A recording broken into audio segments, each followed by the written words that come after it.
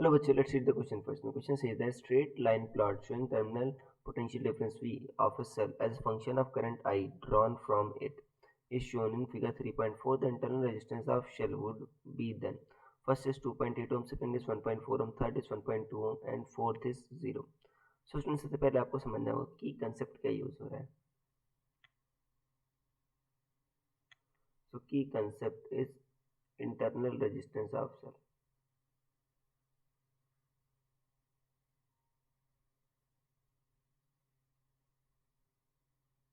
देखो inter cell के अंदर भी बच्चों आपका जो मटेरियल होता है वो भी आपका करंट के फ्लो में रेजिस्टेंस कुछ देता है, उसे क्या कहते हैं, इंटरनल रेजिस्टेंस कहते हो आप. अब यहाँ पर अगर मान लो कोई सेल है बच्चों, डिस्चार्ज हो रहा है, मान लो सेल का जो ईएमएफ ई है और इंटरनल रेजिस्टेंस आर है, मान लो सेल से करंट कितना बह रही है, आई. तो बच्चों जो पोटेंशियल ड्रॉप होगा वो क्या होता है, ई माइनस आई आर होता है. ठीक है, ये होता है. अब यहाँ पर देखो बच्चों, जो अगर मान लो करंट जीरो है तो पोटेंशियल कितना हो जाएगा, अगर आई जीरो है तो v इक्वल टू क्या हो जाएगा, ई. तो यहाँ से देखो बच्चों, ई की वैल्यू कितनी आ रही है, 5.6 आ रही है.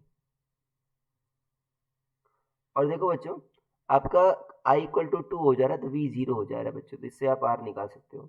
जब i इक्वल टू 2 है तो v जीरो है, तो v जीरो रख दो. e माइनस आई आर, ई क्या है 5.6 माइनस आई क्या है 2 इंटू आर.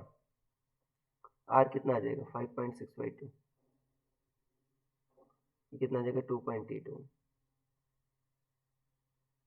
आपका ऑप्शन नंबर ए सही है बच्चों. सो ये फाइनल आंसर भी option number A. I hope you understood it well. Best of luck.